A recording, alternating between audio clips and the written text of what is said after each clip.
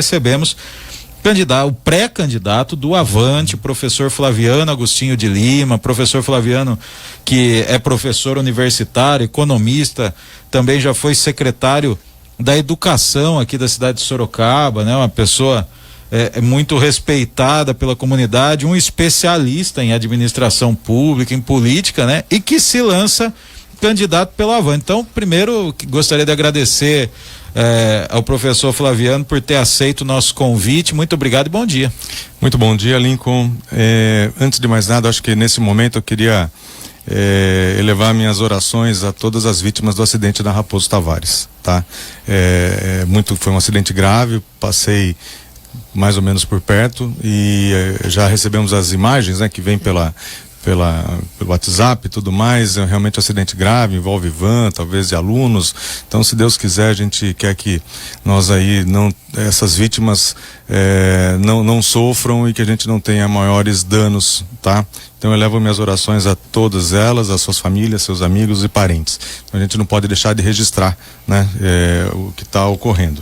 Mas muito bom dia, Lincoln, muito bom dia. Começa aqui pelo Pedro Esmeralda, né, aí na base, a Rosana Pires, né? Rosana, também parabéns em seu nome a todas as mulheres, né? A gente está, né, nesse mês muito especial das mulheres, que nos leva à reflexão, ao Gustavo, né? Dia, ao Urbano Martins, tá? Todos os ouvintes da Ipanema FM, realmente é uma satisfação muito grande estar aqui com vocês, tá?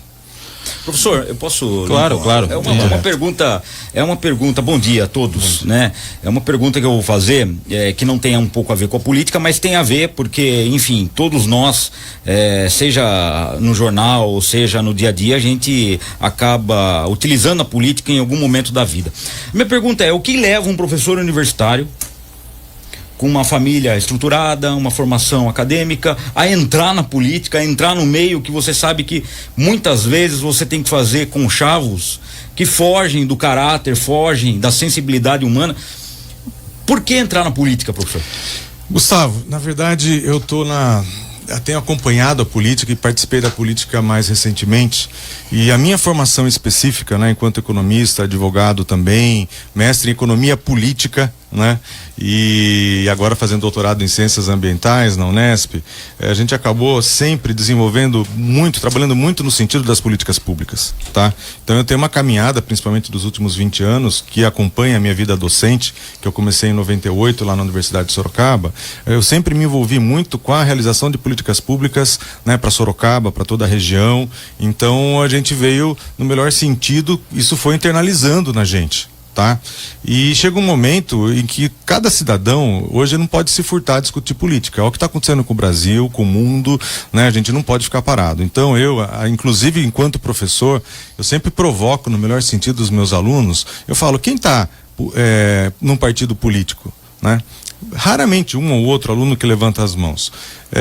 Mas tudo bem, não precisa estar, mas você está participando da política? Muitas vezes não, né? A gente vai participar da política só no momento das eleições. Daí a gente vai querer cobrar, né, o que acontece. Então não adianta, a gente tem que ter um movimento de pessoas do bem, de pessoas que estão preocupadas e que têm experiência, que trazem projetos que já deram certo, né, para a gente poder repensar, né, as nossas cidades, o nosso estado, o nosso país, o nosso mundo. Se cada um fizer a sua parte, né, não ficar com medo, não ficar resguardado em casa, vai. Mas realmente o desgaste é grande, mais do que eu passei, né? Ninguém sabe, todo mundo sabe o que eu passei, na verdade.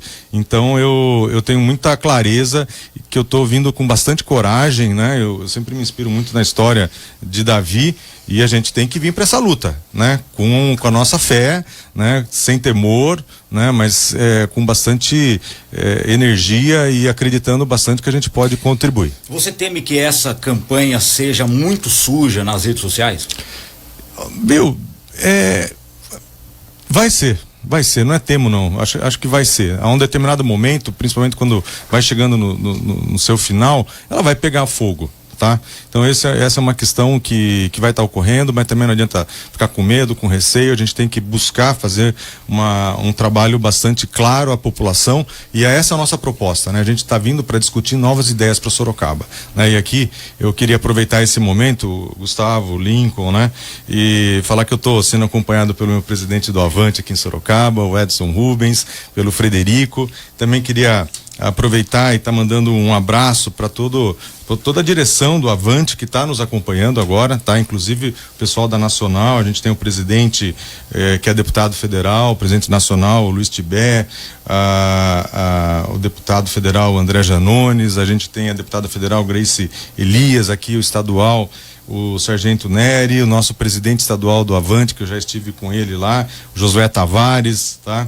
Também os nossos secretários estaduais, o Evangelista e o Paulo Barbosa, né, que estão dando um apoio muito grande aqui, né, mais a equipe aqui operosa, né, do Avante Sorocaba, presidido pelo Edson, e em nome dele eu queria aqui também mandar meus cumprimentos a todos os nossos pré-candidatos. A gente tem candidatos de várias áreas, líderes comunitários, empresários, educadores, pessoal da área de segurança, comunicação, setor imobiliário, né?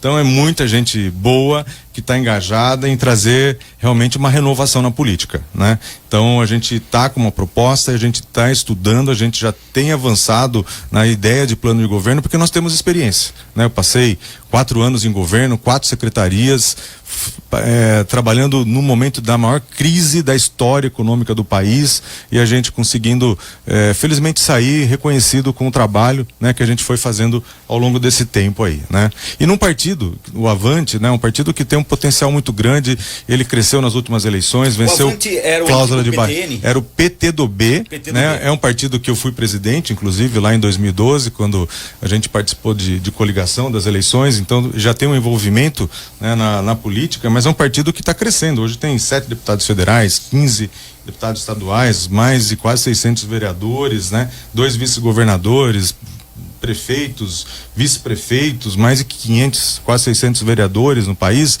Então é um partido que vem crescendo, tomando uma nova forma, né? Que tem novas bandeiras, um novo trabalhismo, um humanismo cristão. Então está sendo realmente bastante rico, né? Eu estava voltando a casa, né, Edson, meu presidente, ao Avante, e aí para a gente poder fazer esse trabalho diferenciado aí com bastante tranquilidade. Legal. Lincoln. Professor Flaviano, falando sobre essa pré-candidatura, aquilo que as pessoas perguntam, né? E a gente ouve muito assim. Sorocaba é uma cidade hoje que tem muitos problemas, né? Problemas desde a ordem administrativa, escolhas erradas, duvidosas, uma corrupção absurda, né? Como acho que nunca antes houve na história da cidade, escândalos, um desgoverno, né? Porque aconteceu nesses últimos 3 anos. Mas a pergunta que fica qual é o problema a ser enfrentado? O senhor vai para uma candidatura, qual é aquela grande questão? Quer dizer, qual é o principal problema de Sorocaba hoje na sua visão? Olha, Sorocaba falta um planejamento. Eu sempre lutei pelo planejamento de Sorocaba e da região, desde 2006, com a bandeira da região metropolitana. É muito sério quando a gente fala em planejamento, porque a gente tem que planejar para valer, junto com a sociedade, trazendo as universidades, trazendo os segmentos empresariais, trazendo todas as lideranças comunitárias, né? E pensar de maneira integrada, porque sem isso a gente não vai. Tanto que eu estou envolvido hoje, né, no comitê executivo do plano, né, de desenvolvimento urbano integrado da região metropolitana. Então eu tenho muita clareza disso, né? Felizmente tenho aí na minha história ser um dos subscritores, um dos coordenadores desse projeto, né? Que a gente conseguiu convencer o governador que não queria a região metropolitana. Então a gente entende que precisamos ter um planejamento, uma visão, né, das ações de curto prazo, médio e longo prazo. Pensar Sorocaba não só a partir de 2020, 2030, 40, 50, ter muita clareza, construir conceitos que se tornem políticas de Estado, não uma política de um governo, né? Não uma política de um prefeito. A gente tem que quebrar com isso, né? Então eu tenho muita clareza disso. A gente tem, eu trabalho com todos os indicadores, tem uma publicação científica nessa área. A gente tem muitos desafios, mas a gente tem que criar cultura, né, dentro do planejamento, de partir de diagnósticos, né? Saber o que está acontecendo para buscar a solução mais eficiente, né? E a gente acabou ficando muito tarimbado nos 4 anos de governo, de chegar com a casa pegando fogo, ter que resolver, diagnosticar, entrar com uma proposta e ter resultados, né? Então a gente também traz essa experiência que a gente espera contribuir e colaborar muito com Sorocaba. É algo, né, Gustavo, é algo diferente da gente ouvir. Normalmente a gente escuta os candidatos, né? Eles chegam aqui e falam do buraco que tapou, da vaga em creche que arrumou, né? E aí você ouvir um pré-candidato falando que tem uma publicação científica a respeito de administração pública, assim, algo inédito, é algo inédito, né? E nos surpreende, mas também é interessante porque é um assunto que a gente fala pouco, né? E outro dia a gente entrevistava aqui um dos vereadores da cidade, também bate muito nessa tecla, e nessa tecla dessa confusão entre os poderes estabelecidos, entre o que é assistencialismo e o que é efetivamente o trabalho público, do serviço público, né? E a gente percebe que as coisas são feitas aqui na Prefeitura de Sorocaba muito atabalhoadamente, assim, sem planejamento, sem preocupação com o método e com o resultado, né? Agora, como fazer uma máquina pública viciada em fazer não fazer o errado, mas fazer de modo errado? Como mudar isso, professor? Lincoln, obrigado pela pergunta, que você acabou indo na essência do que eu penso na forma de agir, até pela experiência, né? Eu queria estar lembrando que, além da vida acadêmica que a gente tem há 20 anos, eu fui concursado do Banco do Brasil, trabalhei 10 no mercado financeiro, né? Trabalhando com apoio às empresas, gerando emprego, renda. Depois, até hoje, a gente tem empresa familiar, né? No ramo imobiliário, ramo de construção. Então eu sempre tive a preocupação de estar ligado com o mundo acadêmico científico, mas com a sociedade, com o mercado, né? Então a gente traz essa experiência. E ao longo da prefeitura, eu posso falar um pouco na última parte, né? O último ano, quando eu entrei na educação, bem na crise do Plano Municipal de Educação, a gente teve meu amigo inclusive, o professor Simões, que precisou viajar, e daí ele, por decisão pessoal, não retornou. E a gente estava num momento em que toda a comunidade, principalmente docente da prefeitura, seus 2.500 professores, auxiliares de educação, todo o suporte, né? Diretores, vice-diretores, orientadores pedagógicos, né? Supervisores de ensino, para quem eu quero mandar um abraço a todos eles, né? Enfim, todos os profissionais da educação incrédulos, né? Porque houve a mudança, todo um momento político difícil, a gente estava como eu disse, a maior crise econômica do Brasil, e ali tendo que fazer o Plano Municipal de Educação, e a gente chegou com um checkmate. O que você está fazendo aqui, né? E felizmente a gente conseguiu reverter tudo isso e saímos da prefeitura com um carinho muito grande. Eu tenho muitas amizades e eu vi o quanto que o nosso servidor público é rico, tá? Então a gente tem a valorização do servidor público, ela não está só no aspecto financeiro, que é importante na carreira dele, mas está em ter diálogo, chegar com informação, chegar com estudo, chegar a trazer para ajudar a resolver o problema. Muitos dos problemas a gente resolveu dentro da educação.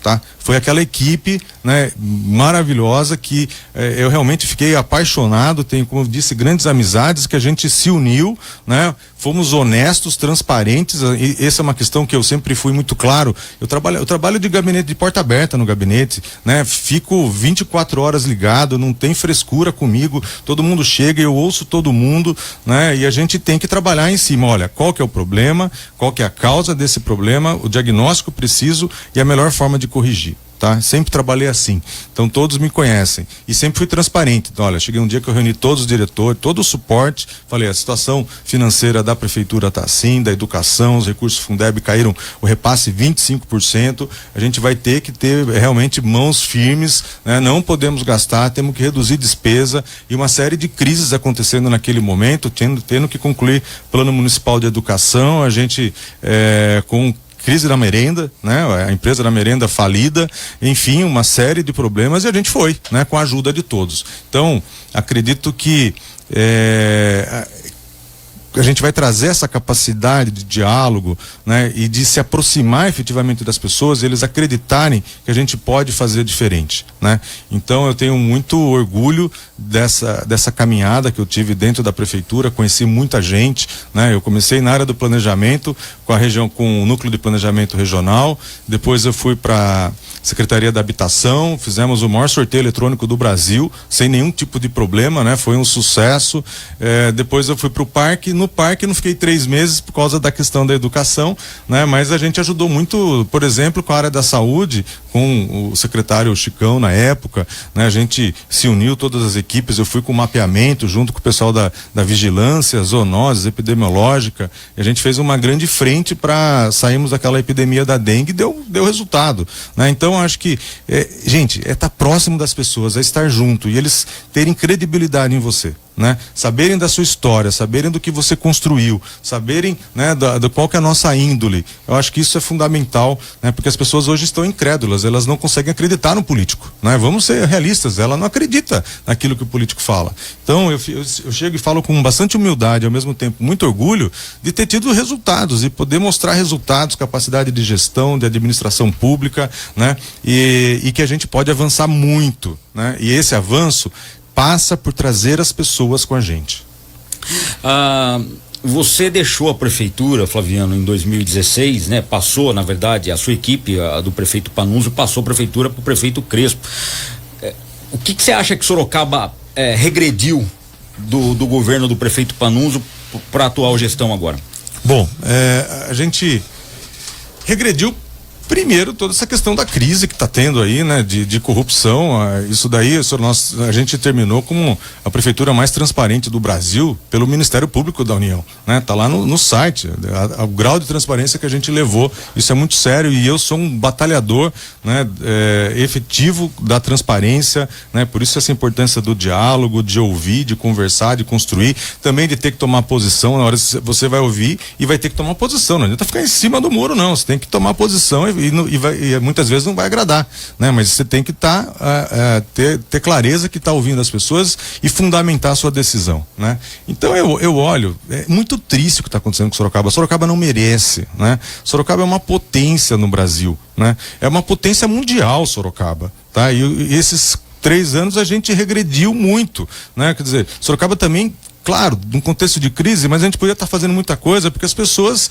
estão incrédulas, elas não estão acreditando, elas estão com a sua autoestima baixa da cidade, né? Ou seja, a gente tem que trabalhar em cima disso, né? E por que acontece, né? Não é a questão do recurso financeiro, que a gente sabe que está muito apertado, que tem uma série de questões nesse ponto, mas é porque não tem um diálogo, não tem a transparência, né? A gente não apresenta o projeto, né? Eu nunca recebi em casa um projeto com um diagnóstico, plano, como vai ser, quais os resultados, qual o cenário de risco. Tudo tem risco, né? Se eu vou fazer A, B ou C, existe um cenário de risco, deixar muito claro à população, né? Então a gente tem que avançar muito na gestão pública, né? Muito, a gente tem que realmente ter um exercício enorme pela frente e ter uma visão diferente, capacitando ainda mais nossos servidores, trazendo a sociedade para participar, a importância dos conselhos, né? Eu trabalhei muito, tudo que a gente fez, por exemplo, na educação, o papel do Conselho Municipal de Educação foi fundamental, né? Eu ia lá sempre, apresentava, levava, não era discurso, era documento, papel, mandava projeto,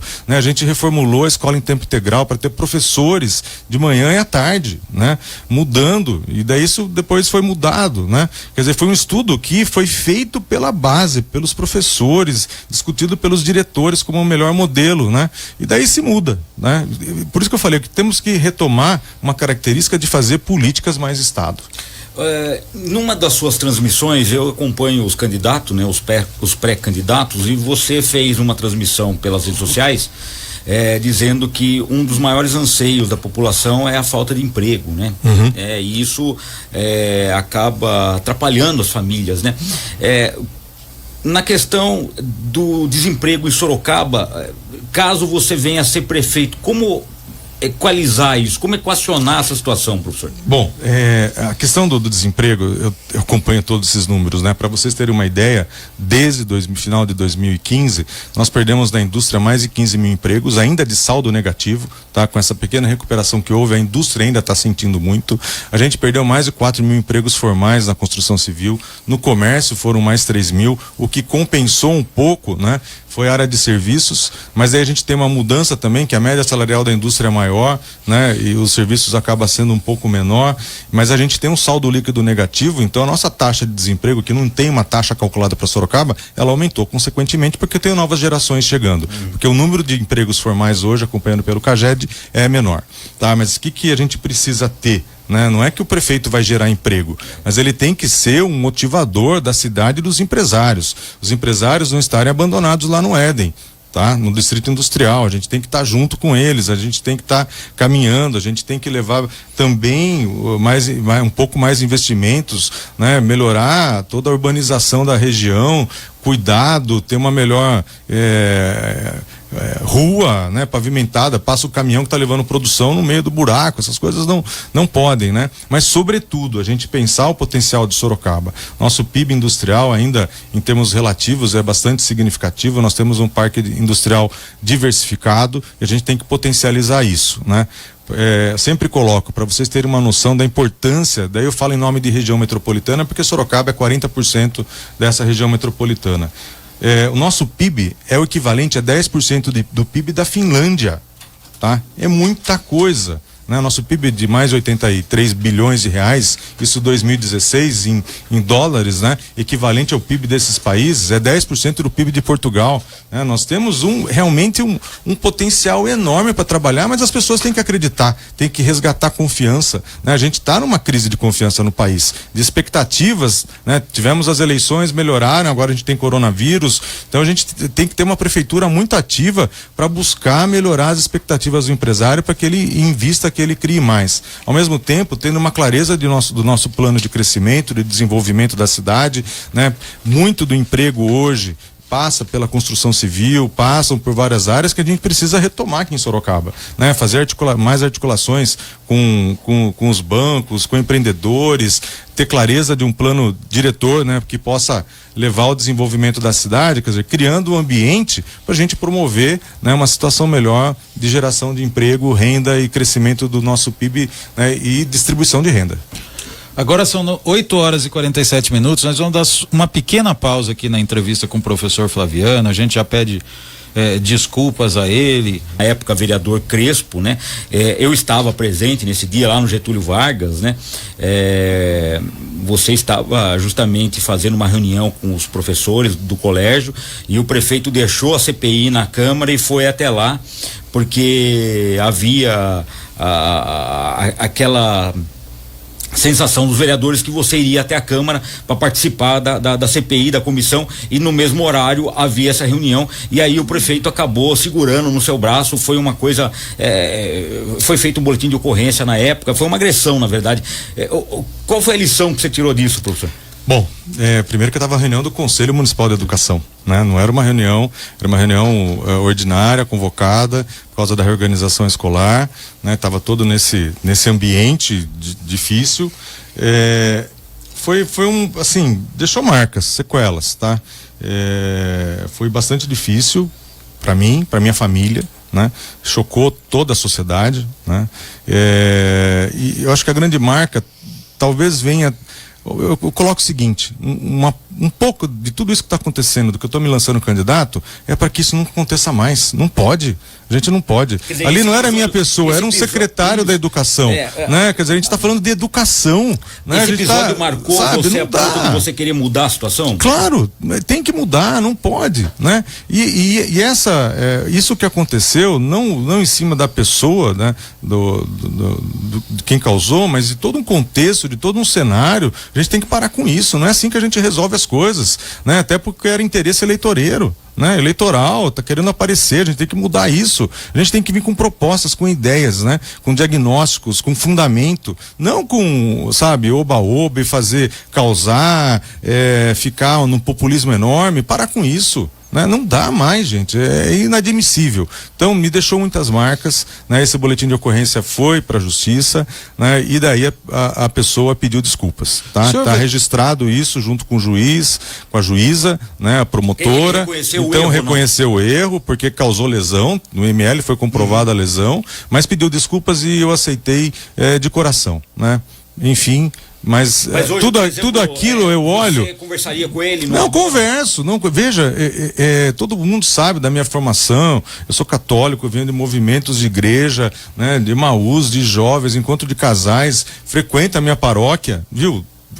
Quando eu perdoo, né, não é a desculpa que está no processo, para mim é perdão, é muito sério. Desejo que seja feliz, né, e que pudesse ter aproveitado esse momento e contribuído efetivamente com a cidade. Só para finalizar essa parte que a gente está falando do prefeito Crespo, você, diante de tudo que aconteceu na cidade, você já esperava que o prefeito se envolvesse nessas polêmicas ou foi uma situação inusitada para você? É inusitada, não esperava. Eu honestamente não esperava, a gente não deseja, a gente não pode aceitar isso, não dá, né? Então, efetivamente, as pessoas podem ter certeza, a gente vai trabalhar e quem me conhece sabe disso, vem com muita transparência, com muita honestidade, com uma história de vida ilibada até hoje, tá? E assim vai permanecer, tá? Em nome da minha família, em nome do que a gente construiu, né? Isso é muito sério. Tá? A gente sabe que a articulação política não é fácil, né? Mas na medida em que a gente venha com bastante propriedade, com projeto, dialogando, indo com a sociedade, a gente consegue avançar e fazer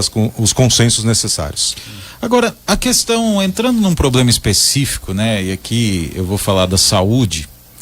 A gente teve um caso que hoje é muito marcante, né? E a gente tem muita... a gente, desde o início, a gente tem acompanhado essa situação, a terceirização das duas unidades principais de saúde de Sorocaba, o PH Zona Oeste e o PH Zona Norte. Foi eivada de polêmicas, todo o processo, a forma como se deu, e hoje a Câmara de Vereadores denuncia a presença de laranjas no Conselho Fiscal de uma entidade que não teria vamos dizer assim, a seriedade necessária para tocar um projeto desse. Paralelo a isso, nós percebemos também que a prefeitura ela fez um planejamento e abandonou no meio do caminho, que era um planejamento de fechar unidades de saúde e esses atendimentos serem suportados. A prefeitura tinha o claro objetivo de fechar o PA da São Guilherme, o PA de Brigadeiro Tobias e o PA Laranjeiras e absorver esses atendimentos junto nas unidades que ela estava terceirizando. Isso não foi feito, né? Os atendimentos, as unidades de PA não foram fechadas pela pressão política da comunidade, dos vereadores. As unidades que foram terceirizadas não aumentaram seus atendimentos, mas aumentaram o recebimento. A prefeitura não teve economia, chegamos ao caos de no ano passado, no mês de agosto, a Secretaria de Saúde vir a público afirmar que tinha 0 de orçamento, não tinha mais dinheiro. Como o senhor pretende resolver esse problema das terceirizações nessas unidades, do atendimento e de uma secretaria que hoje efetivamente custa muito mais caro do que o dinheiro que a ela é reservado? Para o orçamento deste ano, o mesmo problema, e para o do ano que vem também o orçamento é menor do que a secretaria vai gastar. Lincoln, de novo que eu tenho falado de a causa do problema, e estou com dados aqui para a gente poder refletir um pouquinho e as pessoas entenderem. A gente está enxugando gelo e vamos continuar gastando mais recursos da prefeitura, né, com o que está sendo feito. Esse é um ponto, tá? Em termos estruturais do modelo que está sendo colocado, eu entendo que pelo menos uma das UPHs teria que ficar na mão da prefeitura para, por exemplo, agora como uma crise aí do coronavírus, que a gente pudesse ter uma melhor condição de manejo, né? Muito mais liberdade, muito mais rapidez e ação. Então, pelo menos uma teria que ficar na mão da prefeitura. Eu entendo que isso é fundamental. Bom, agora vamos lá na causa. O que está acontecendo aqui em Sorocaba? O Conselho Federal de Medicina tem um estudo que está no site deles, está no portal, colocando no estado de São Paulo as maiores cidades e o quanto se gasta em médio pelo dinheiro do estado com essas cidades. Sorocaba, pasmem, ela é a 9ª maior cidade do estado de São Paulo e a gente tem um gasto por ano, por habitante aqui de 573. Isso em 2013 e 2014. Isso milhões, né? Não, R$573 por pessoa. Por pessoa, tá. Milhões dava 360 milhões, tá? Por exemplo, Jundiaí, 883. Tá? Santos, 816. Campinas, 716. Nós estamos falando de um recurso 30% maior. Então, Sorocaba ficou né, sem receber os devidos recursos do Estado. E isso tem tá? a ver com a Isso atuação tem a dos ver, deputados? é a atuação política da cidade, não é só deputado. É a cidade, de novo, tem que ter dado, tem que ter diagnóstico, tem que ter informação. A gente não dá para conceber uma cidade que vá só lá na força política. Ela tem que levar e mostrar, olha, eu tô perdendo. Aquilo que eu trago de arrecadação para o Estado e para o país não está voltando. E você está fazendo o município de Sorocaba subir muito mais. A gente teve, né, todo esse processo com relação a criar a CAPES, né, da desinternação, né, dos manicômios, que é fundamental, mas o Estado não participou efetivamente, né? Então tem alguma coisa errada nesse processo. Então a gente tem que ir na causa e conversar seriamente sobre isso, né? Então esses dados estão claros aí. A gente, se fizer a média do Estado, Sorocaba cai para 47º. Eu fiz isso. Peguei o dado do Portal da Transparência de São Paulo, peguei o gasto, né, do Estado, do orçamento da saúde de 20 bilhões, o quanto veio para Sorocaba, coloquei por pessoa e ranqueei as 645 cidades dos municípios do Estado. Cai para 47. É vergonhoso. Não dá para conceber isso. Agora, quem não está fazendo a lição de casa? Entendeu? São gestores? São todos. É a prefeitura que tem que ter clareza do dado, que tem que levar, que tem que trazer a comunidade, que tem que pegar, mobilizar os deputados e fazer Sorocaba representar o peso nacional que ela tem lá no Congresso. Tá? Daí sim eu sou crítico. Quando eu falo Congresso, a expressão política. Quanto tempo Sorocaba ficou sem secretário de Estado, agora que tem o secretário de Estado? Quer dizer, tem alguma coisa errada. A gente ficou fechado no nosso mundo aqui e no momento que a cidade estava crescendo, industrializando muito mais, nessa retomada dos anos final depois de Plano Real, né? A gente foi se fechando, nos anos 90, Plano Real, Sorocaba tem um novo momento de crescimento e foi querendo assumir tudo. Daí colapsou, está colapsado, né? E não é simples, só que a gente vai ter que trabalhar processos gerenciais de governança pública diferente, né? Não é, passa por contratar mais médicos, etc, mas a gente tem que ter o diagnóstico correto, saber efetivamente quanto precisa e o quanto vai atender. Agora, nesse dado aqui, só para colocar para terminar, a gente pega a média do Estado, da cobertura populacional de cada dessas cidades em equipes da saúde da família, na média, a gente tem uma cobertura de 20, 30, 40% em todos os municípios do estado. Sorocaba era 5%, menos de 5%. Quer dizer, você não vai lá na causa, né, sabe, fazer o atendimento nas UBSs, ter o trabalho preventivo, daí estoura lá na frente. Agora, minha pergunta rapidamente. Você traz uma tecnicidade sobre a problemática da cidade, mas ao mesmo tempo você percebe que o eleitor, né, ele vai no populismo, na verdade, né? Sim.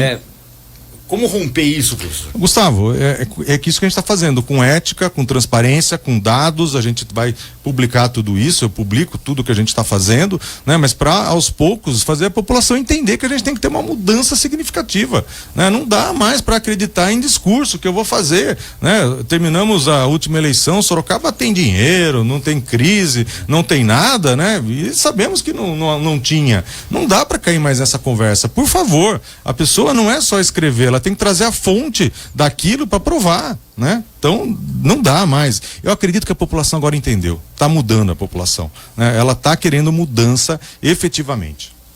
Eu queria agradecer a participação do professor Flaviano Agostinho de Lima nessa primeira conversa, né? E acredito que nós vamos ter outras conversas, né, Gustavo, já no mês que vem e ao longo dos meses até as eleições, porque é o objetivo da Ipanema reforçar o diálogo público, né? Reforçar o debate dos problemas da cidade e não para que a gente não incorra no risco das últimas eleições, tanto municipais como a eleição federal, que nós tivemos um debate muito raso, né? E que não foram atacados os problemas pontuais, os problemas específicos da cidade, aquela discussão que fica voltada para valores efêmeros e que problemas mesmo efetivamente, a economia, as fraudes, o problema dos atendimentos de saúde, da educação, a falta de vagas. A gente recebeu várias perguntas, mas infelizmente pelo tempo reduzido nós não conseguimos colocá-las todas, mas gostaríamos de agradecer, já deixar a convocação, né, Gustavo Ferrari, para a próxima exatamente. rodada com os Em pré-candidatos. abril você retorna, professor, porque a gente até a data das eleições, o nosso compromisso é justamente afinar afunilar, na verdade, né, as candidaturas, né? Nós sabemos que geralmente elas começam com muita gente e depois vai reduzindo, mas até onde o senhor persistir na candidatura, nós estaremos aqui e o senhor vai acrescentar o debate na sociedade. Viu, eu queria muito agradecer esse espaço para a gente estar trazendo a nossa palavra, a nossa proposta, né? Eu queria falar com todos os ouvintes aqui da Ipanema, né? Que a gente quer trazer também uma mensagem de esperança, né? Uma mensagem de otimismo, porque eu acredito, eu me movi sempre na vida, né? A gente passou tanta adversidade, a gente acredita muito nas mudanças e que o processo é duro, é uma grande luta, mas a gente vem com muito otimismo, com muita esperança, a gente acredita no presente, acredita no futuro, tem uma visão de futuro para Sorocaba, né? Quero agradecer muito esse espaço, tenho a certeza que a gente está muito dedicado, né? São 3 maratonas, a maratona agora pré-candidatura, depois a maratona do primeiro turno, maratona do segundo turno, né? São 3 grandes momentos que a gente vai passar e a gente entende que a gente só vem crescendo, ganhando força. Então, agradeço muito, queria mandar um abraço pro Kiko Palhato, né? Amigo meu de escola desde os 7 anos de idade, é uma pessoa fantástica que a gente admira muito, né? Uma pessoa realmente especial para toda Sorocaba, toda a nossa região, né? Sempre tem muito a contribuir. Então, meu abraço a todos vocês, tá bom? Gustavo, Lincoln, Pedro, o Ecolim, quero deixar um abraço, né? Eu falava que a gente, acho que todo sorocabano acorda com o Ecolim de manhã e ele vem com uma energia muito grande, né? É brilhante, acho que ele madruga às 4 da manhã e chega aqui com toda a força, né? E a Rosana Pires, tá aí o Rubinho. O segredo do Ercolim é que, né? Ele não dorme. O Deda tá aí também, né? E, enfim, e aqui acompanhado do meu presidente, né? Do Frederico também, né? O Frederico tá dando uma força muito grande, ele junto com o Serginho Cardoso, né? Que o Serginho, uma pessoa extraordinária, conhece muito da política aqui de Sorocaba e do Brasil, né? Então ele está nos ajudando bastante. Então a gente vem realmente muito confiante. Obrigado, né, por vocês darem essa oportunidade e contem sempre com a gente. Legal, agora 9h06.